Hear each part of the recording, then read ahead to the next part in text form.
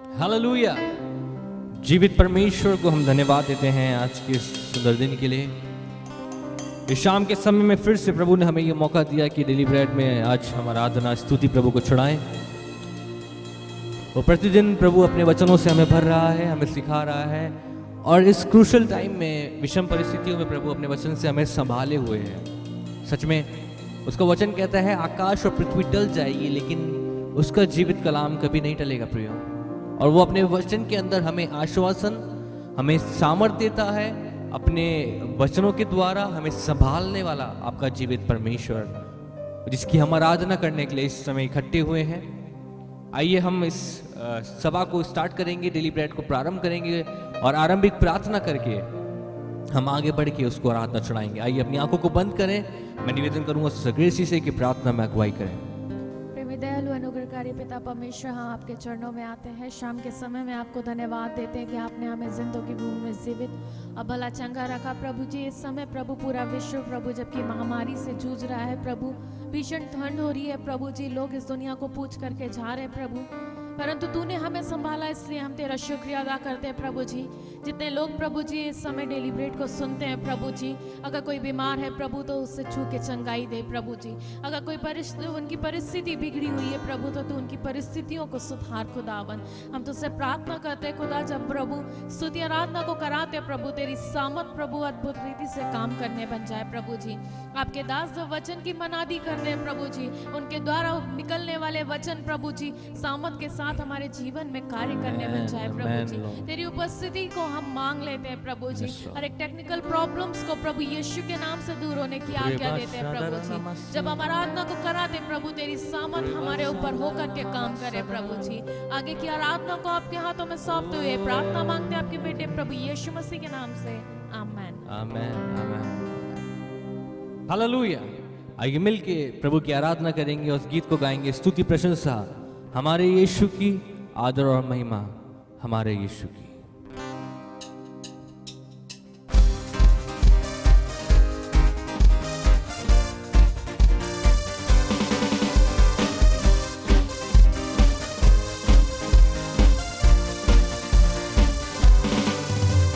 स्तुति प्रशंसा हमारे यीशु की, आदर और महिमा हमारे यीशु की। स्तुति प्रशंसा हमारे यीशु की, आदर और महिमा हमारे यीशु की। आओ मिलकर गाएं हम हालेलुया, आओ मिलकर गाएं हम हालेलुया, आओ मिलकर गाएं हम हालेलुया, आओ मिलकर गाएं हम हालेलुया। स्तुति प्रशंसा हमारे यीशु की, आदर और महिमा हमारे, मिलके गाएंगे। स्तुति प्रशंसा हमारे यीशु की, आदर और महिमा हमारे यीशु की। आओ मिलकर गाएं हम हालेलुया, आओ मिलकर गाएं हम, हाथों को हिला के, आओ मिलकर गाएं हम हालेलुया, आओ मिलकर गाएं हम, ताली बजा के गाएंगे।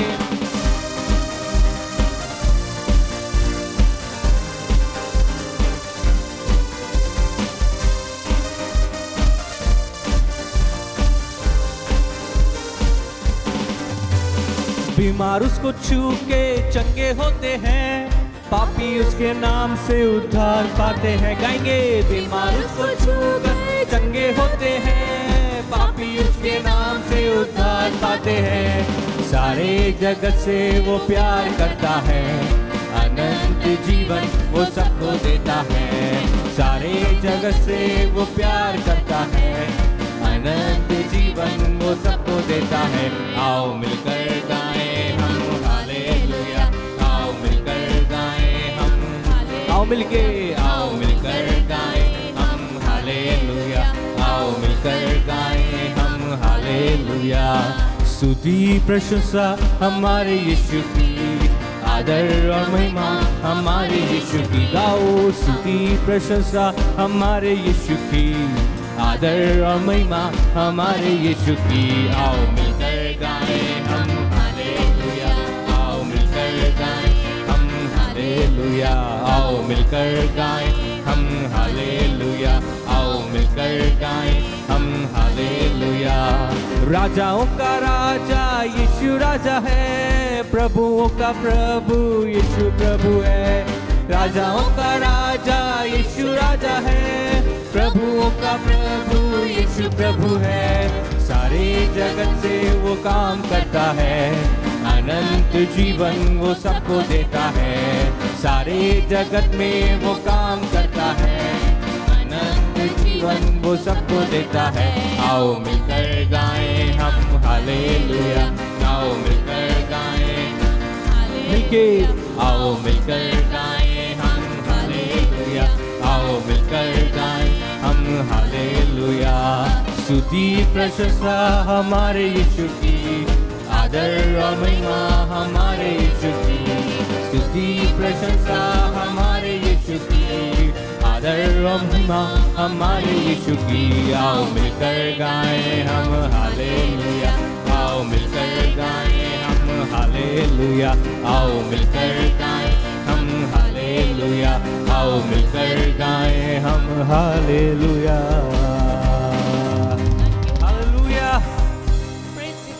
तो आओ मिलकर गाएं हम हालेलुया, तो आओ मिलकर गाएं हम हालेलुया।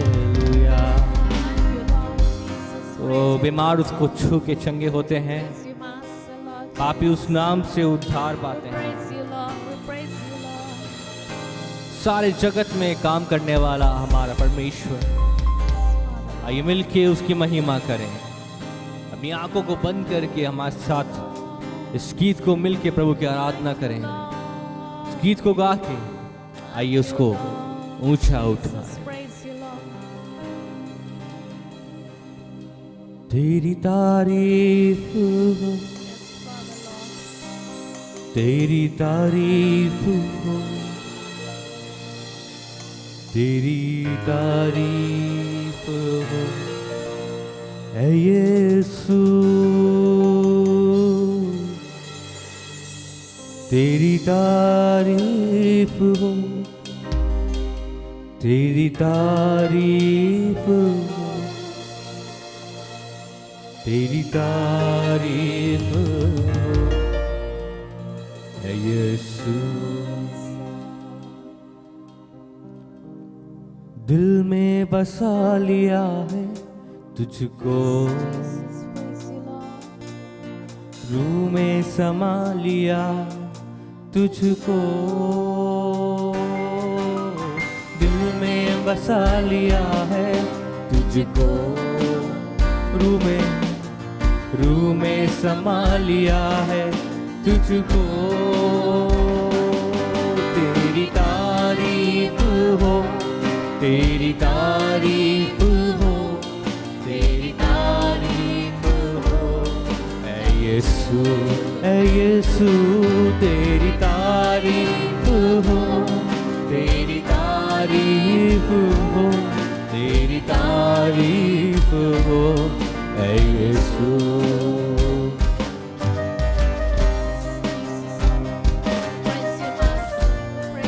मेरे लिए मरा, मेरे लिए गड़ा, ऐसा महान प्रेम तूने मुझसे किया। तू ऊंचा हो प्रभु,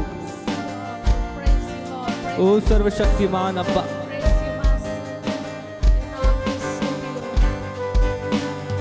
मेरे लिए तू मरा, मेरे लिए तू गड़ा, मेरे लिए तू मरा, मेरे लिए तू गड़ा। यीशु तू कैसा पिया, लहू से मोल लिया। मेरे लिए तू मरा, गाइए। मेरे लिए तू गड़ा, ओ मेरे लिए तू मरा, मेरे लिए तू गड़ा। यीशु तू कैसा पिया, लहू से मोल लिया। तेरी तारीफ हो, तेरी तारीफ हो, तेरी तारीफ हो ऐ यीशु। तेरी तारीफ हो, तेरी तारीफ हो, तेरी तारीफ हो ऐ यीशु। वंदना हो अब तेरी, आराधना हो अब तेरी, वंदना हो अब तेरी, आराधना आराधना हो अब तेरी। ओ महिमा करूं मैं तेरी, आशा यही नासरी, वंदना हो अब तेरी, ओ आराधना हो अब तेरी, यीशु जी वंदना हो अब तेरी, आराधना आराधना हो अब तेरी। ओ महिमा करूं मैं तेरी, आशा यही नासरी, तेरी तारीफ हो, गाइए तेरी तारीफ हो, तेरी तारीफ हो ऐ यीशु, तेरी तारीफ हो, तेरी तारीफ हो, तेरी तारीफ हो ऐ यीशु, ओ तेरी तारीफ हो ऐ यीशु, यीशु तारीफ हो ऐ यीशु। तू मेरा प्रीत है, तू मेरा मीत है, तू मेरा पिया, तू मेरा मीत है, तेरी तारीफ हो, ये सब्बा तेरी तारीफ, तेरी तारीफ हो ऐ यीशु, तेरी तारीफ, तू महान है राजाओं का राजा, तेरी तारीफ, तू योग्य है, तेरी तारीफ हो ऐ यीशु, ऐ यीशु, हाँ ऐ यीशु।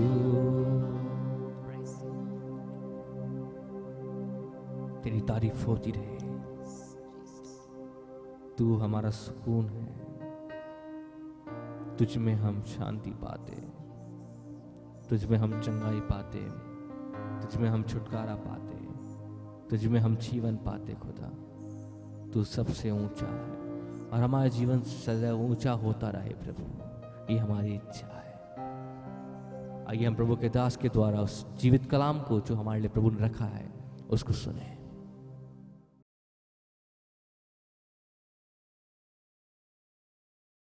Praise the lord. प्रभु यीशु मसीह के मधुर मीठे नाम में आप सभी Mount Carmel church Ajmer YouTube channel से जुड़े हुए सब्सक्राइबर दर्शकों को मैं अभिनंदन करता हूं डेली ब्रेड कार्यक्रम में। आशा करता हूं आप अच्छे होंगे। दिन भर प्रभु ने आपको संभाला है और आपके आंखों को आंसुओं से, आपके पाँवों को ठोकर खाने से बचाया है।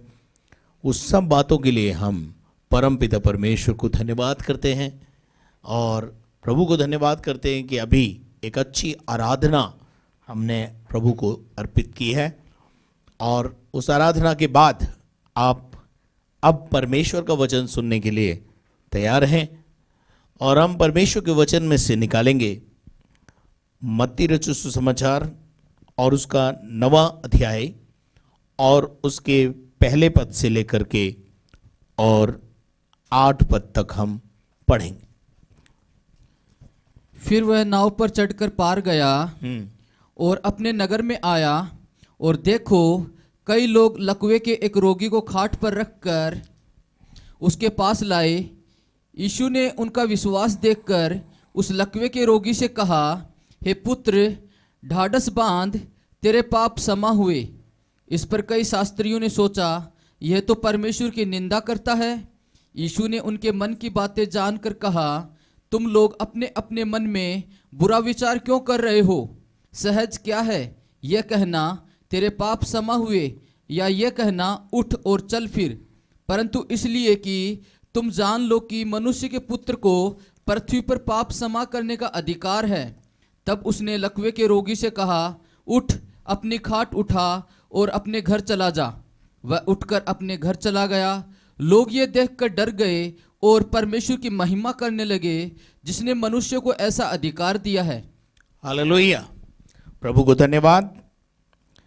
मत्ती रचित सुसमाचार उसके 5वें अध्याय से हमने अध्ययन को शुरू किया और हमने प्रभु को धन्यवाद देते हैं कि 8वें अध्याय को कल समाप्त किया। और कल बहुत सारे लोगों ने मुझे फ़ोन पर कहा कि कल के वचन के द्वारा हमने आशीष पाई। धन्यवाद देता हूं दर्शकों, आपके एप्रिसिएशन के लिए, आपके प्यार के लिए जो आप हमसे करते हैं, आप हमें सराहते हैं। प्रभु का धन्यवाद। और आप इस वचनों के द्वारा, टीचिंग के द्वारा आशीष पा रहे हैं। और मैं बहुत सरलता से, सहजता के साथ प्रभु का वचन आप तक पहुंचाने की कोशिश करता हूं कि एक सामान्य विश्वासी भी परमेश्वर के वचन को और परमेश्वर के कार्यों को समझ सके। आज हम देखते हैं कि 9वें अध्याय के पहले पद में, और वहाँ हम देखते हैं कि वहाँ लिखा है कि फिर वह नाव पर चढ़कर पार गया। यानी यीशु मसीह जो गरासनियों के देश में चला गया था और वहाँ एक चमत्कार यीशु मसीह ने किया कि वहाँ 2 व्यक्तियों को, दुष्ट आत्माओं से जो ग्रसित थे, उनको जो है यीशु मसीह ने आज़ाद किया। और आज़ादी के बाद जो है यीशु मसीह के साथ जो तिरस्कार हुआ, यीशु मसीह का जो उन्होंने कहा कि हमारे गाँव से, हमारे सिवानों से चला जा, ये एक प्रकार का तिरस्कार यीशु मसीह का हुआ। और यीशु मसीह उस दशा में उन्होंने वापस अपनी नाव में सवारी की और सवारी करने के बाद बाइबल बताती है वह फिर नाव में चढ़कर पार आ गए। और जब वो नाव में चढ़ के पार आ गए तो लिखा है और अपने नगर में आया। ये जो अपना नगर है, इससे कुछ बात अपने को देखनी है और वो देखेंगे अगर अपन मरकुस रचित सुसमाचार उसका 2वां अध्याय और उसके पहले पद को देखेंगे। कई दिन के बाद वह फिर कफरनहूम में आया। कई दिनों के बाद वह फिर कफरनहूम में आया। इसका मतलब क्या है? यीशु मसीह का कफरनहूम शहर से कुछ खास लगाव है। और ये जो अपने नगर में आया, ये नगर भी कोई और नहीं है, ये नगर भी कफरनहूम ही है। मत्ती रचित सुसमाचार उसका 4 अध्याय और उसके 13 पद को अगर अपन पढ़ेंगे तो वहां एक बात आपको मिलेगी कि यीशु मसीह के विषय में लिखा हुआ है। पढ़िएगा। और वह नासरत को छोड़कर कफरनहूम में, और वह नासरत को छोड़कर कफरनहूम में, जो झील के किनारे जबलून और नप्ताली के देश में है, जाकर रहने लगा। यीशु मसीह कहाँ रहने लगा? कुछ समय तो वो नासरत में बड़ा हुआ, नासरत नगर में पाला पोसा गया, लेकिन ऐसा प्रतीत होता है कि यीशु मसीह ने कुछ समय कफरनहूम में भी गुजारा और इसीलिए यीशु मसीह यहाँ लिखा है वो अपने नगर में आया। अपने नगर का मतलब है कफरनहूम में आया। और बाइबल में आप कई जगह पर नए नियम में पढ़ेंगे यीशु मसीह बार बार कफरनहूम में आता है और कफरनहूम में भी यीशु मसीह आता है और चमत्कारों को करता है।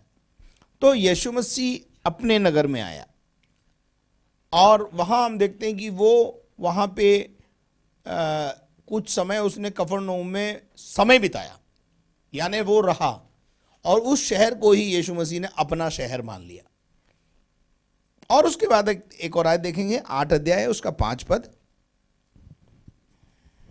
जब वह कफरनहूम में आया, अब देखिए कई जगहों पर अपन इस बात को देख सकते हैं कि जब यीशु मसीह के लिए लिखा है जब वो कफरनहूम में आया, तो एक सूबेदार की कहानी, एक घटना को अपन ने वहां पे देखा है।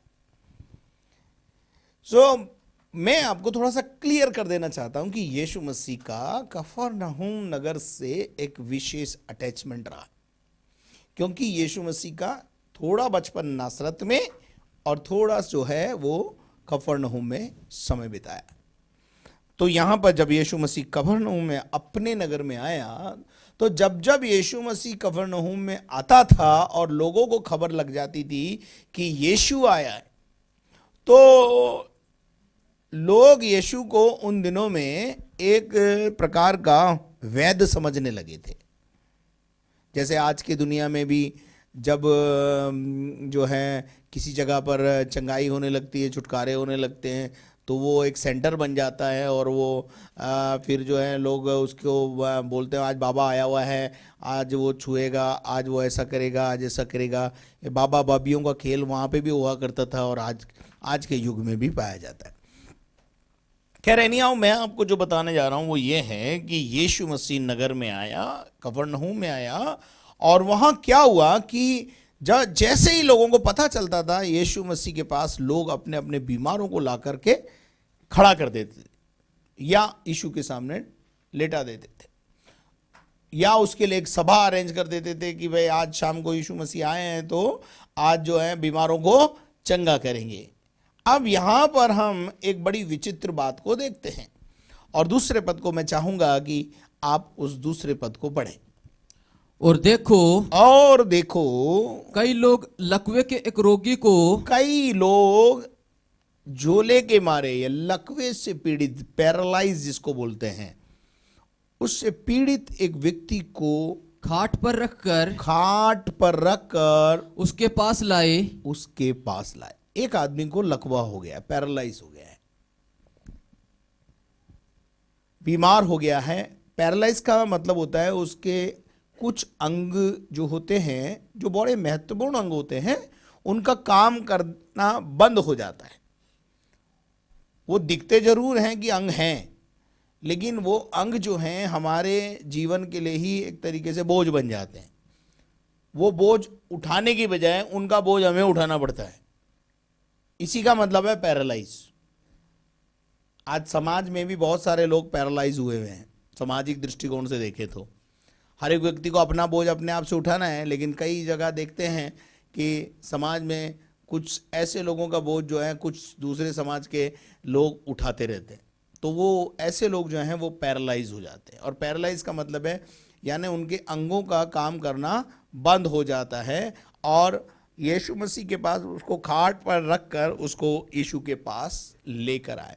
अब लोगों की मानसिकता क्या है? यीशु हाथ रखेगा, यीशु छुएगा, यीशु बोलेगा तो हमारा बीमार चंगा हो जाएगा। ये उनका विश्वास है। यीशु मसीह हमारे विश्वास को रिजेक्ट नहीं करता है, वरन हमारे विश्वास में और बढ़ोतरी करने के काम करता है। यीशु ने उनका विश्वास देखकर, देखिए कभी कभी क्या होता है, ये आदमी शायद इतना ज्यादा पैरालाइज है कि इसको सोचने समझने की शक्ति नहीं है। मैं आपको यहां पर एक भेद की बात बताना चाहता हूं। जिस आदमी में सोचने समझने की या विश्वास करने की क्षमता खुद की नहीं होती, वहां पर यीशु मसीह उसके परिवार के विश्वास को देखकर काम करता है। दूसरा, अगर वो व्यक्ति स्वस्थ मस्तिष्क से सोचने समझने की शक्ति रखता है, तो मैं आपको स्पष्ट रूप से बोलता हूं कि फिर उसको ही विश्वास करना पड़ता है। ऐसी परिस्थिति में उसका ही विश्वास काम करेगा जब वो सोचने समझने की शक्ति रखता हो। लेकिन यहां शायद पैरालाइज है ये व्यक्ति, और ये उठने बैठने के लायक नहीं है, सोचने समझने के लिए लायक नहीं है। कई सालों से शायद बीमार अवस्था में पलंग पर पड़ा हुआ है, सड़ रहा है, और ऐसी दशा में कुछ लोगों ने निर्णय लिया, रिश्तेदारों ने निर्णय लिया, मित्रगण पड़ोसी गणों ने निर्णय लिया, अरे आज सुनहरा अवसर हमारे लिए आया है कि हमारा गुरु यीशु मसीह आया है। हालेलुया। और यीशु जब आता है तो चमत्कार होता है, ऐसा लोगों को पता था। इसलिए ये सब मिलकर उस बीमार को उठाकर यीशु के पास ले आए, और यहां पर यीशु ने उसका विश्वास देखकर नहीं, उनका विश्वास देखकर। कभी कभी जैसा मैंने बताया आपको कि अगर व्यक्ति खुद सोचने समझने की शक्ति नहीं रखता है, तब आपका विश्वास, पड़ोसी का विश्वास, रिश्तेदारों का विश्वास, वाइफ का हस्बैंड के लिए, हस्बैंड का वाइफ के लिए विश्वास काम करता है। अब कई बार क्या होता है, कईयों के पति यहाँ नहीं आते हैं, कईयों के बच्चे यहाँ नहीं आते हैं, माता बोलती है कि मेरे पति के लिए प्रार्थना करो, मेरे बच्चों के लिए प्रार्थना करो कि वो यहाँ आए, उनका यहाँ आने के लिए मन भी बने। अरे भाई, ये तो परमेश्वर ने मनुष्य को स्वतंत्र मर्जी बनाया है और उसकी इच्छा है तभी वो यहाँ आता है। ठीक है, हम उसके उद्धार के लिए प्रार्थना कर सकते हैं, इसमें कोई गलत नहीं है, लेकिन कहने का अर्थ यह है कि स्वस्थ मस्तिष्क रखने वाले का उसका अपना विश्वास, और अगर वो सब परिस्थितियां विपरीत हैं तो उसके बाद उनका विश्वास काम करेगा। चलिए आगे बढ़ते हैं। वहां क्या लिखा है? उनका विश्वास देखकर उस झोले, उनका विश्वास और विश्वास के साथ कर्म। जिंदगी में हमेशा एक बात ध्यान रखना, विश्वास कर्म बिना मृत अवस्था में है। विश्वास है तो कर्म भी करना पड़ेगा। अब इनका कर्म क्या है? इनका विश्वास क्या है कि अगर हम यीशु के पास इसको लेके जाएंगे तो यीशु इसे चंगा करेगा, ये इनको विश्वास है। कर्म क्या किया इन्होंने? खाट पर डालकर, चटाई पे डालकर कुछ लोग इसे उठा कर लेकर के यीशु के पास आ गए। ये कर्म है। विश्वास कर्म सहित होना चाहिए।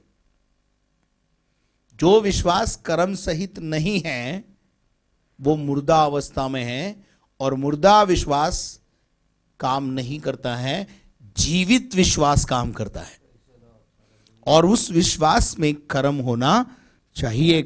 आपके कार्यों के द्वारा हम परमेश्वर पहचान लेता है कि ये सचमुच विश्वास करते हैं, और उसका उनका विश्वास देखकर और उनके कर्म को देखकर यीशु ने उस झोले के मारे से, यानी उस लकवे के पेशेंट से कहा, हे पुत्र हे ढाढ़स पुत्र बांध। ढाढ़स बांध। सबसे पहले यीशु मसीह ने क्या कहा? हे अब पुत्र। तेरे अच्छे दिन आने वाले हैं। Praise the lord. क्या बोला? Don't be disheartened. अब मतलब डिसार्टेड होने की जरूरत नहीं है।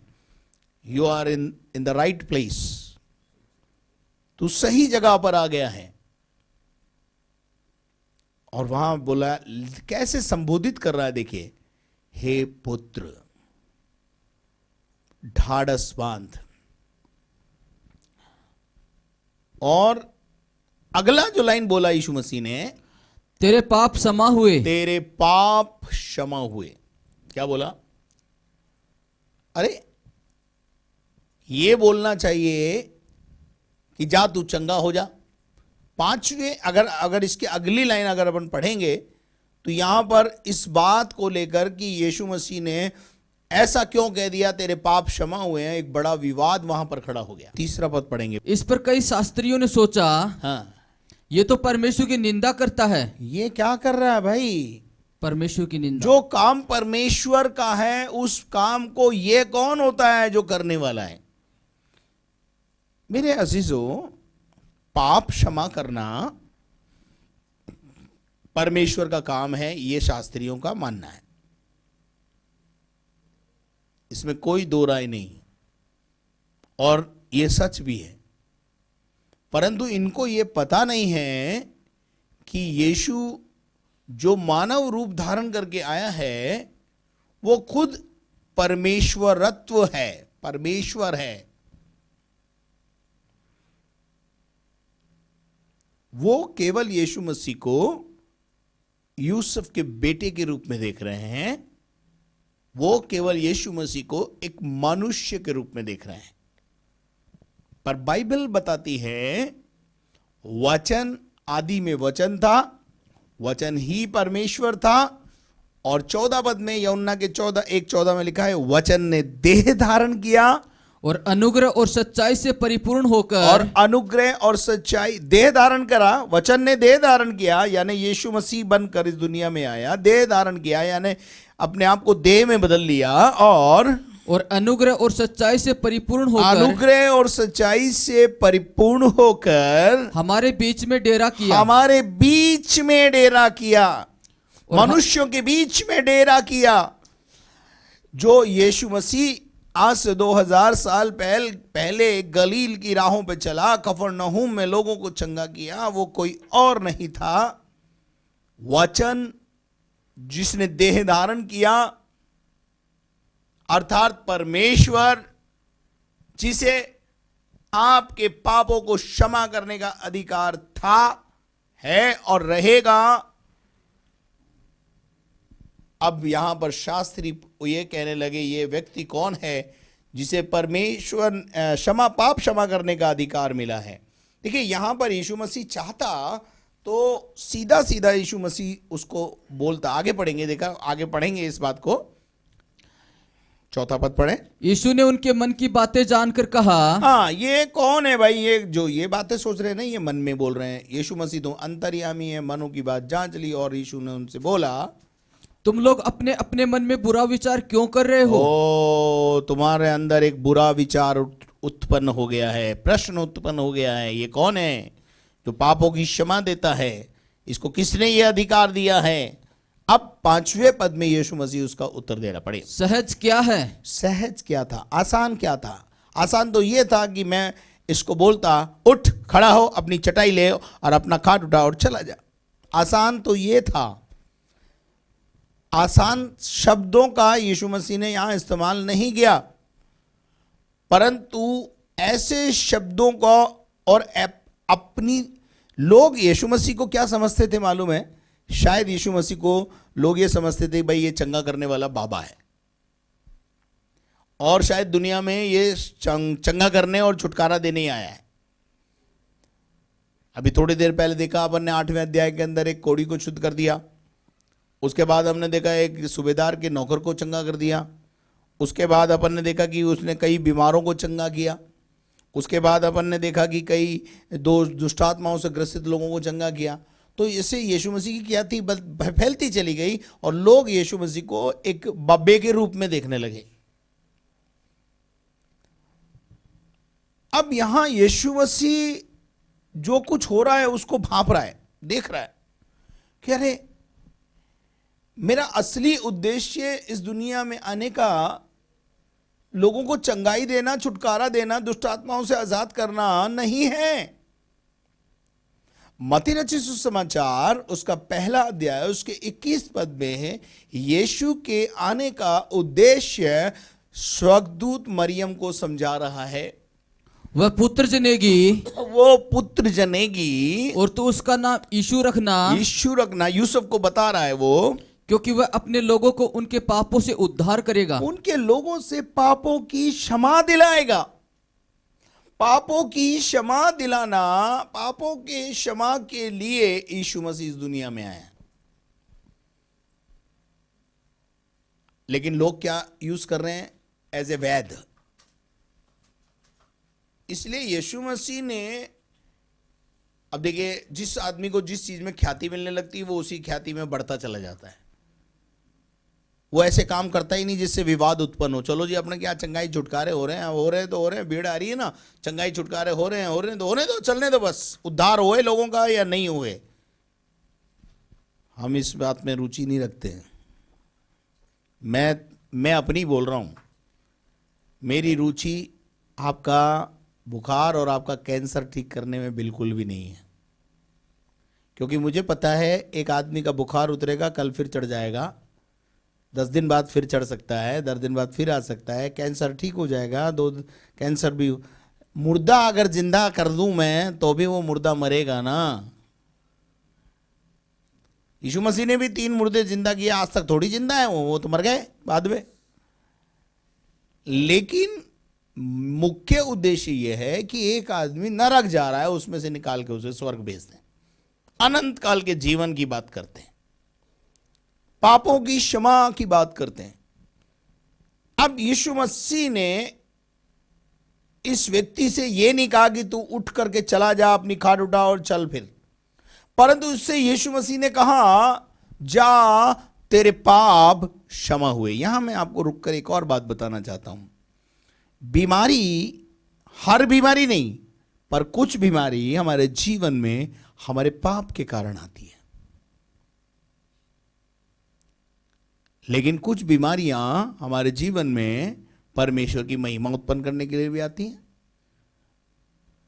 तो ये हमें समझना है जैसे यूहन्ना के 9वें अध्याय में चेलों ने यीशु मसीह से पूछा कि भाई ये जन्म से जो अंधा व्यक्ति है इसने पाप किया या इसके माँ बाप ने पाप किया। यीशु मसीह ने बोल दिया कि ना तो इसके माँ बाप ने पाप किया ना इसने पाप किया, लेकिन ये इसलिए अंधा जन्मा है कि परमेश्वर की महिमा इस अंधे व्यक्ति के अंदर प्रकट हो। और वो अंधे से यीशु मसीह ने कहा चंगा हो जा, और वो चंगा हो गया। Praise the lord. क्या आप मेरे साथ हैं? क्या आप मेरी बात को समझ रहे हैं? तो हम इस बात को समझें कि प्रभु हमारे जीवन में कभी कभी अपनी महिमा को प्रकट करने के लिए भी बीमारियों को अलाउ करता है, और कभी कभी यीशु मसीह हमारी गलतियों के कारण हम पर क्या आती है? बीमारी आती। अब यहां पर यीशु मसीह ने इस व्यक्ति को जो पैरालाइज हो गया है उससे कहा तेरे पाप क्षमा हुए। क्यों? मुख्य उद्देश्य यीशु मसीह का इस दुनिया में चंगाई देना, छुटकारा देना नहीं है, परंतु सबसे बड़ी संक्रामक बीमारी पाप नामक बीमारी से आजाद करना है। और यीशु मसीह ने यहां पर इस बात को इसीलिए बोला ताकि लोग सकते में आ जाएं, और यीशु मसीह ने अपने अधिकार को लोगों पर प्रकट किया। वरना यीशु मसीह को लोग बाबे के रूप में इस्तेमाल करके भेज देते इस दुनिया से। उद्धारकर्ता के रूप में स्वीकार करें लोग, पापों की क्षमा देने वाले व्यक्तित्व के रूप में, परमेश्वर के रूप में उसे स्वीकार करें। पाप क्षमा करने का अधिकार मेरे पास है, और जो अधिकार उसे दिया गया था उस अधिकार का उसने यहां पहली बार इस्तेमाल किया। जा तेरे पाप क्षमा हुए। आसान तो ये था कि उठ, खड़ा हो जा, चल फिर अपनी खाट उठा और चला जा। आसान तो ये था, कोई विवाद नहीं होता। लेकिन यहां एक बड़ा विवाद खड़ा हो गया। ये कौन है जो पापों की क्षमा देता है? यीशु मसीह उस भीड़ पर प्रकट करना चाहता था कि मैं केवल तुम्हारे पैरालाइज ठीक करने नहीं आया हूं, मैं केवल तुम्हारा कैंसर ठीक करने नहीं आया हूं, मैं तुम्हारी बीमारियां ठीक करने नहीं आया हूं, परंतु मैं तुम्हारे जीवन में से पाप नामक जो बड़ी बीमारी है उसका इलाज करने आया हूं, उसकी क्षमा देने के लिए आया हूं। यीशु मसीह ने अपने अधिकार का इस्तेमाल किया, अधिकार को लोगों पर प्रकट किया, अधिकार जो उसके पास था उसका इस्तेमाल किया। आज मैं विश्वासियों से कहना चाहता हूं, आप अपने अधिकार को क्यों नहीं इस्तेमाल करते, और आप अपने अधिकारों को क्यों नहीं समझते, और अधिकार को क्यों नहीं इस्तेमाल करते? क्या आपके पास कोई अधिकार नहीं है? मेरी बाइबल में तो लिखा है जो मुझ पर विश्वास करेगा और बपतिस्मा लेगा वो बीमारों पर हाथ रखेगा तो बीमार चंगे होंगे। फिर क्यों आप किसी पास्टर के इंतजार करते हो कि पास्टर साहब आएंगे, वो बीमार पर हाथ रखेंगे, बीमार चंगा हो जाएगा, जबकि वो अधिकार आपके अंदर भी है, आपके पास भी है। Use it. यीशु मसीह ने अपने अधिकार का इस्तेमाल किया। आप भी अपने अधिकारों को पहचानें। हर एक विश्वासी अपने अधिकार को पहचाने कि उसके पास क्या अधिकार है। अब यहां पर अपन देखते हैं कि एक बड़ा विवाद इस बात से हो गया, और यीशु मसीह चाहता था कि यह विवाद खड़ा हो ताकि लोगों पर यह बात प्रकट हो कि मैं केवल इस दुनिया में इसलिए नहीं आया हूं कि केवल बीमार चंगे करूं, पर पाप क्षमा के लिए आया हूं, पापों के उद्धार के लिए आया हूं, पापियों को बचाने आया हूं, पापियों को छुड़ाने आया हूं। और यीशु मसीह ने उनका विश्वास देकर उससे कहा तेरे पाप क्षमा हुए। मेरे अजीजों, और यीशु ने जो विवाद वहां पर खड़ा हुआ उसका समाधान किया। 5वें पद में लिखा है, सहज क्या है यह कहना कि तेरे पाप क्षमा हुए, या फिर यह कहना कि उठ और चल फिर, परंतु ये मैंने इसलिए बोला कि तुम मुझे केवल एक वैद्य के रूप में मत लो। मैं वैद्यों का वैद्य, और इस दुनिया में जो परमेश्वर हैं उन परमेश्वरों का भी परमेश्वर हूं, जिन्हें तुमने परमेश्वर करके मान लिया उनका भी परमेश्वर हूं। पाप क्षमा करने का अधिकार मुझे दिया गया है, मेरे पास है। क्या आप मेरे साथ हैं? और छठे पद में लिखा है, परंतु मैंने ये बात इसलिए कही कि तुम जान लो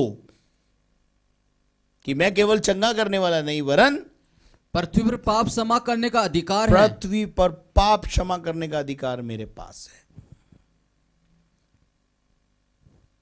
एक दिन मैं आपको बताना चाहता हूं कि एक दिन जिस यीशु मसीह को आपने क्रूस कलवरी पर ठोका, मारा, पीटा, गुगाड़ा गया, मारा गया और तीसरे दिन मुर्दों में से परमेश्वर ने उसे जिंदा किया, एक दिन वो फिर से आने वाला है।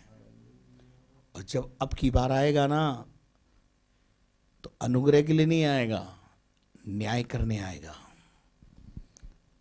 न्याय करने आने वाला है। तो हम इस बात को समझ लें कि पृथ्वी पर पाप क्षमा करने का अधिकार यीशु मसीह के पास है।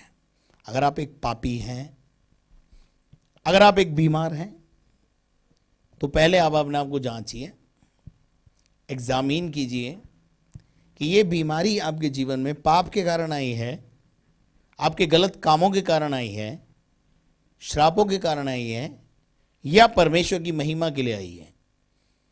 मैं आपको स्पष्ट रूप से बता देना चाहता हूं, यदि आपका मन आपको दोष नहीं देता है तो आपको परमेश्वर के सामने खड़े होने का हियाव होता है।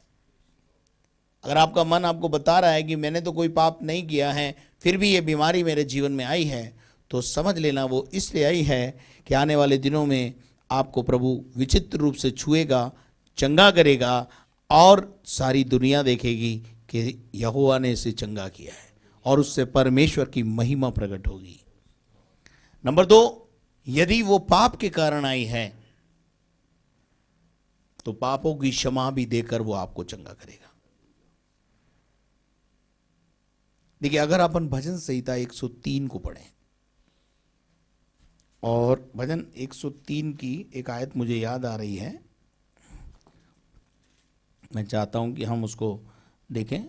ऐ मेरे मन यहोवा को धन्य कहे और उसके किसी उपकार को कभी ना भूलना। पढ़ दीजिए बस। हे मेरे मन हाँ, यहोवा को धन्य कहे और जो कुछ मुझ में है वह उसके पवित्र नाम को धन्य कहे। हाँ, हे मेरे मन यहोवा को धन्य कहे और उसके किसी उपकार को न भूलना। अब जो तीसरा पद है मेरा मूल पद वो है, देखेंगे। वही तो तेरे सब अधर्मों को क्षमा करता है। वही तो तेरे सब अधर्म को क्षमा करता है। इसको इस तरीके से क्यों नहीं लिखा?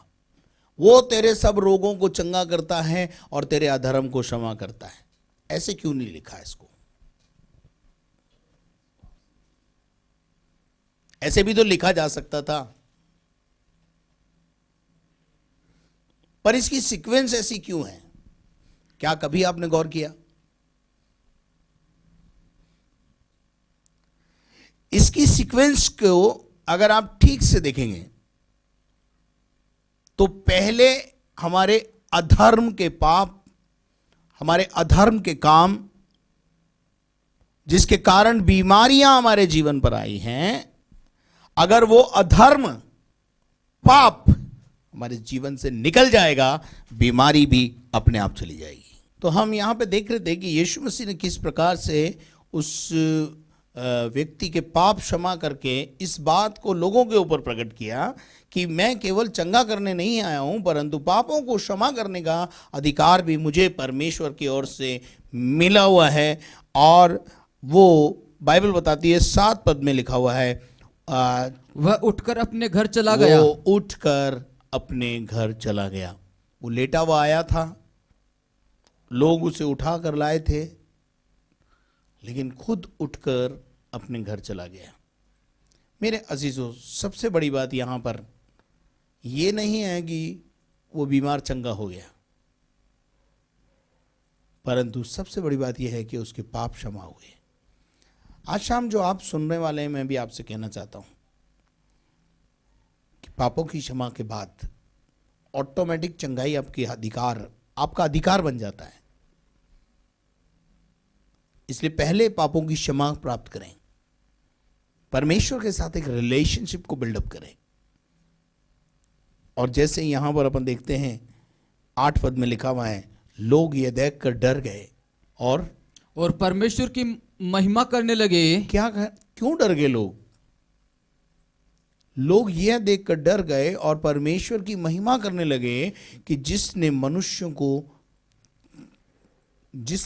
को ऐसा अधिकार दिया है कि वो पापों की क्षमा भी दे और लोगों को चंगा करे।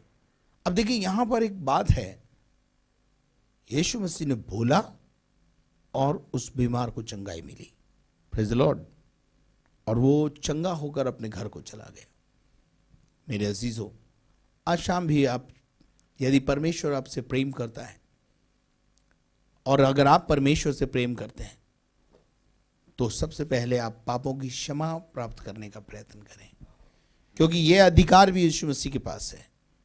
बहुत से लोग यीशु मसीह के पास केवल बीमार और दुष्ट आत्माओं से चंगाई को प्राप्त करने के लिए आते हैं, छुटकारे को प्राप्त करने के लिए आते हैं, परंतु मैं आपको बताना चाहता हूं यीशु मसीह इससे भी बढ़कर आपको पापों की क्षमा देने का अधिकार उसके पास है।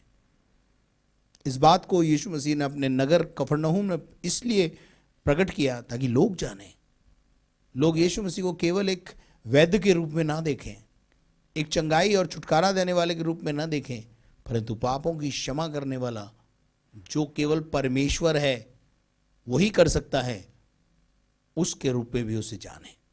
और उसने, यीशु मसीह ने अपना अधिकार को वहां पर इस्तेमाल किया, अधिकार को दबा के नहीं रखा। मैं भी आपसे ये अर्ज करना चाहता हूं, हर विश्वासी अपने अधिकार को समझे, अपनी पावर को समझे। आप क्या कर सकते हैं उसको जरूर करने की कोशिश करें, दबाएं नहीं अपने टैलेंट को, वरदान को, अपने अधिकार को। आशा करता हूं आपको ये बातें समझ में आई होगी। कल एक और बार फिर आगे के क्रम में हम आगे बढ़ेंगे, तो आइए आज शाम जो सुना हुआ वचन है उसके आगे अपने सरों को झुकाएं, प्रार्थना में जाएं। हमारे दयालु स्वर्गीय पिता, हम तेरा धन्यवाद, तेरी स्तुति, तारीफ, महिमा, प्रशंसा करते हैं सुंदर समय के लिए। प्रभु जी, इस वचन को हमने समझा कि केवल तेरे पास बीमारी चंगा करने का अधिकार नहीं है, परंतु तूने उन लोगों में इस बात को प्रकट किया कि तेरे पास पापों की क्षमा का अधिकार भी है। और तूने उस बीमार को पहले पापों से क्षमा दी और उसके बाद उसके रोगों को चंगा किया और उसके बाद वो अपने घर को चला गया और लोग परमेश्वर की महिमा और बड़ाई करने लगे। धन्यवाद करते हैं प्रभु इस सुंदर अच्छे वचन के लिए। आगे की सभाओं को तेरे हाथों में सौंपते हैं। प्यारे खुदावन प्रभु जी, हम घटें और तू बढ़े। जिनके आज जन्मदिन है, यीशु मसीह के नाम से मैं उनको आशीष कहता हूँ। जिनके आज मैरिज एनिवर्सरी हैं, यीशु मसीह के नाम से उनको आशीष कहते हैं। जो बीमार हैं उनकी चंगाई और छुटकारे के लिए प्रार्थना करते हैं। पूरे विश्व को कोरोना वायरस से आप बचाकर अपनी पनाह में रखें। कोरोना का प्रभु जी इलाज जल्दी से इस देश में आने पाए और प्रभु तेरे नाम को महिमा मिले। हम इससे बच जाएं, कलीसियाएं खुलें प्रभु, और तेरे भवन फिर से हरे भरे हो जाएं। धन्यवाद करते तूने हमारी प्रार्थना को सुना है। सारा आदर, मान, सम्मान, गौरव तुझे देते हुए प्रार्थना को आपके पुत्र हमारे जिंदा खुदावन यीशु मसीह के नाम से मांगते हैं, आमीन। और अब हमारे खुदावंद यीशु मसीह का फजल, खुदा बाप की मोहब्बत, पाक रूह की रिफाकत और शराकत अब से लेकर हमेशा तक हम सबों के साथ होती रहे। और हम सब बोलें आमीन। Praise the Lord. अगर आपने हमारे चैनल को सब्सक्राइब नहीं किया है तो सबसे पहले आप उसे सब्सक्राइब करें, बेल आइकन को दबाएं। साथ में अगर आप आशीष पा रहे हैं तो शेयर करें, लाइक करें। प्रार्थना टावर के नंबर स्क्रीन पर डाले गए हैं। अगर आप प्रार्थना के निवेदन देना चाहते हैं कृपया उन नंबरों पर फ़ोन करें। साथ में यदि आप इस सेवा को किसी भी प्रकार की आर्थिक मदद देना चाहते हैं, बैंक अकाउंट की डिटेल्स स्क्रीन पर है। Thank you very much. May God bless you. कल शाम को 6 बजे फिर आपके साथ शिरकत हासिल करेंगे। तब तक के लिए घरों में रहें, सुरक्षित रहें। धन्यवाद।